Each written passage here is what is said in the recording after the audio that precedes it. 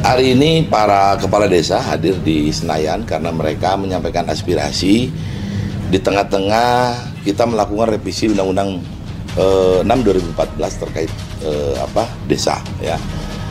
Yang pertama ada poin-poin yang di sini yang mereka sampaikan yaitu tentang masa jabatan. Mereka mengusulkan 9 tahun ini 2 periode rasional. Karena apa? Gesekan dari hasil election, hasil pemilihan di desa itu beda.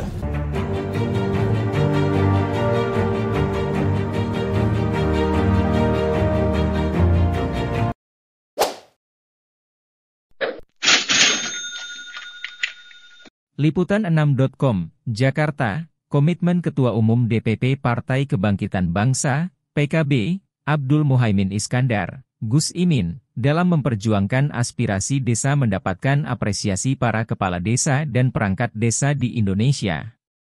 Mereka pun menyampaikan terima kasih dan meminta Gus Imin serta PKB konsisten mengawal harapan desa baik dalam revisi Undang-Undang Desa maupun program percepatan pembangunan desa. Para kepala desa dan perangkat desa ini datang secara bergelombang ke ruang fraksi PKB DPR RI di Gedung Nusantara I, Kompleks Parlemen, Senayan, Jakarta, Rabu, 5 Juli 2023. Gelombang pertama datang para kepala desa dari Kabupaten Bandung, Jawa. Kemudian gelombang kedua dari Asosiasi Perangkat Desa Indonesia, APDESI.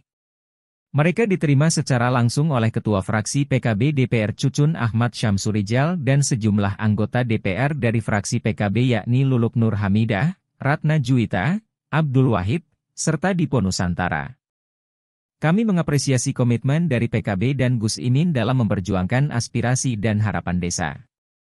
Kami berharap agar Gus Imin dan PKB terus konsisten mengawal aspirasi dari desa sehingga harapan agar desa benar-benar mandiri, makmur, dan sejahtera bisa terwujud, ujar perwakilan APDESI Dedi Bram.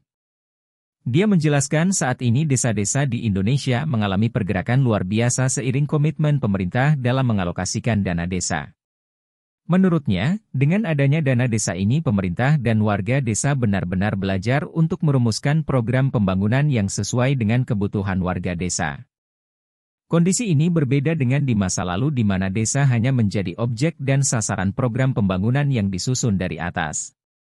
Saat ini dengan adanya dana desa dan UU Desa kami bisa menyusun program pembangunan sesuai kebutuhan kami, ujarnya.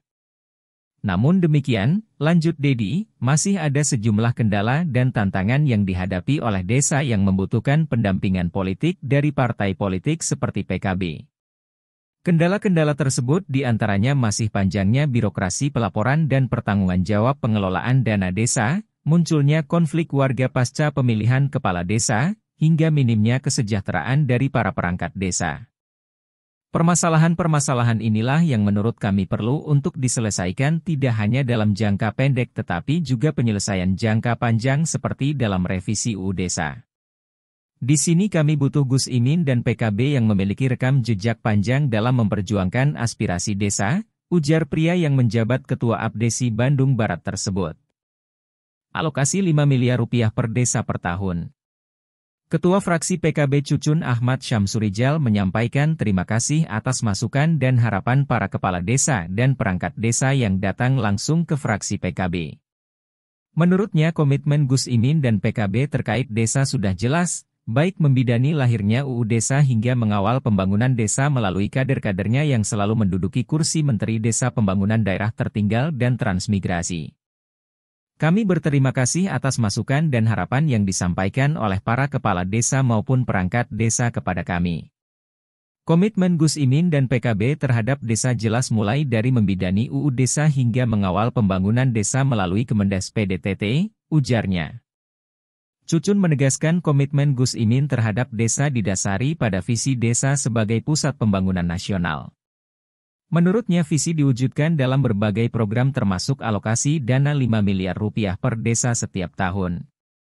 Kami sudah mengawal program ini untuk masuk dalam revisi UU Desa, namun mayoritas fraksi hanya menyetujui kenaikan hingga 2 miliar rupiah.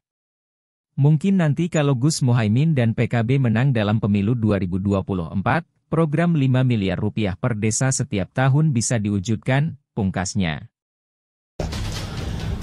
kita sudah menyadari bagaimana keberhasilan membangun Indonesia dari desa itu dengan konsep money follow function, money follow program.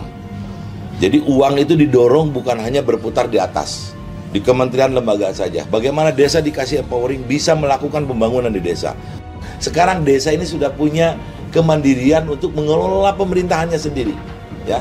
Nah kemudian selain itu tadi tentang tata kelola mengenai usulan-usulan mereka itu dari sisi jabatan, kemudian juga dana desanya, kemudian juga usulan-usulan yang kami terima terkait bagaimana status para perangkat desanya. Saya selalu menyampaikan dan terdepan berjuang bagaimana desa ini punya